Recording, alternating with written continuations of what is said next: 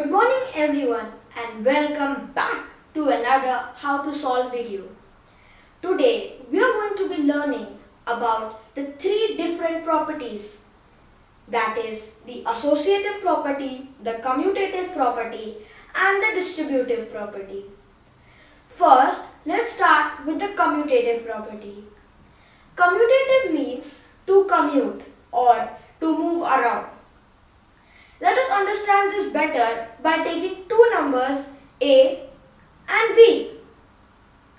Now let's add these two numbers A plus B, or we can also write this as B plus A.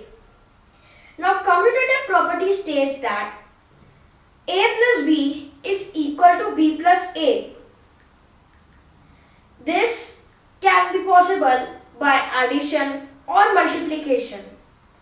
Taking multiplication, AB is equal to BA. But in subtraction, this is not possible because A minus B is not equal to B minus A. Now, it might be a little bit confusing, so let me show you some real number examples. First, let's take an example for addition. 3 plus 5 is equal to 5 plus 3. Now, let's check if it's correct or not. 3 plus 5 we know is 8 and 5 plus 3 is also 8.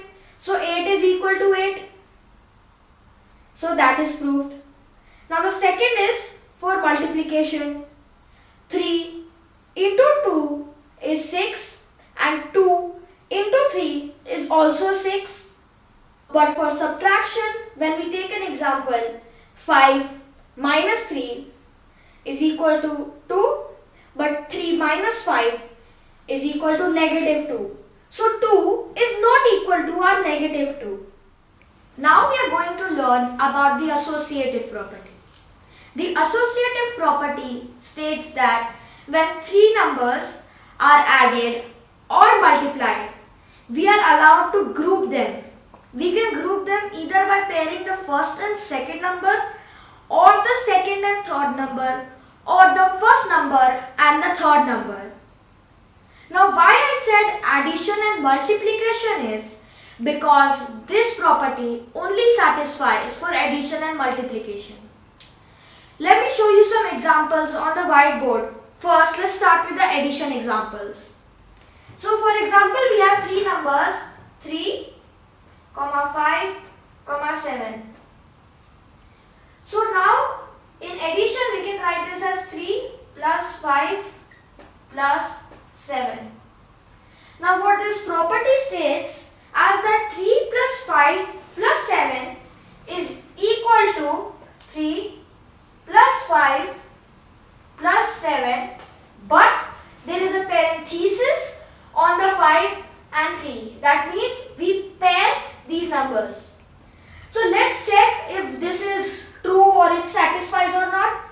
So 3 plus 5 is 8 and 8 plus 7 is 15. So we can write that as 15. And now we need to check the right hand side. So 3 plus 5, first we know that we need to add the numbers in the parenthesis first. So 5 plus 3 is 8 and 8 plus 7 is also 15. So LHS is equal to RHS. So now we proved just now that our LHS is equal to RHS, which means 15 is equal to 15. Now let's try the other way around, which means that I am going to pair the other numbers. So 3 plus 5 plus 7 is also equal to 3 plus 5 plus 7. So if I put these in parenthesis, and we know the answer for this was 15. So let's check if this is 15 or not. 7 plus 5 is 12 and 12 plus 3 is 15. So over here also 15 is 15. So that is also a possible way.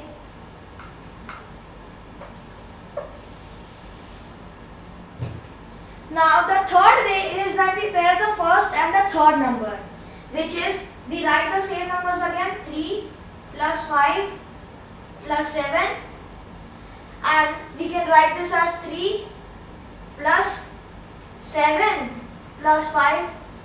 Now I wrote 3 plus 7 plus 5 because addition is commutative. I just taught you in the previous section. So that is why it is possible this way as well. So this property states in this case that 3 plus 5 plus 7 is equal to 3 plus 7 parenthesis plus 5.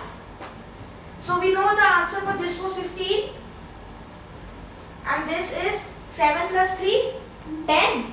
10 plus 5 is also 15. So we proved this also.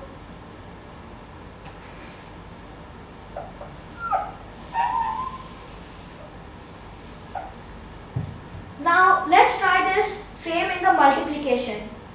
So let's take three numbers, 3, 2, 5. Now associative property states that this can also be written as 3 into 2 into 5. So what is the answer for this? 3 into 2 is 6, 6 into 5 is 30. So you can write 30. And let's check this side. First we need to multiply what is inside the parenthesis. So 3 into 2 is 6 and 6 into 5 is also 30. So it's equal, so which means that the associative property satisfies the first and the second number. Now I'm not going to show you for the second and third and the first and third. This is your home assignment to do that and write down in the comment section. Now we are going to learn about the distributive property. I'm not going to tell you the definition because it becomes a little hard to understand what is distributive property. So we are just going to start by doing some examples. First, we have three numbers. First, let's just solve the three numbers. Then as we move further, I will explain. So let's solve this. 3 plus 5 is 8 and 8 into 2 is 16. So this is 16. Now we know the answer for this value. Now what distributive property states that is this number can also be written as 2 into 3 plus 2 into 5. Now let's check if this is correct or it satisfies or not. So 2 into 3 is 6. So we'll write 6. And then there is a plus sign. So plus. And 2 into 5 is 10. So we can write 10 here. And this is equal to 16. So we can say that this can also be written as this. So that is all about distributive property. Now we reached our last two properties, which is the additive identity and then after this the multiplicative identity. So first let's start with the additive identity. The additive identity states that when any number is added with 0, the answer is the number itself. Let's take a very small example. 5 plus 0 is equal to 5. So this satisfies this property. Let's take another example.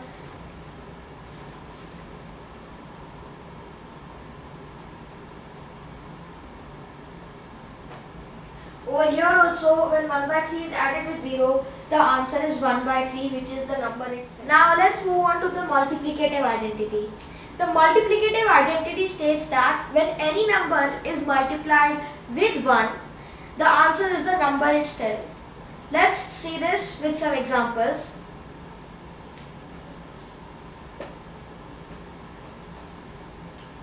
Over here, when 5 is multiplied with 1, the answer is 5. Let's take another example.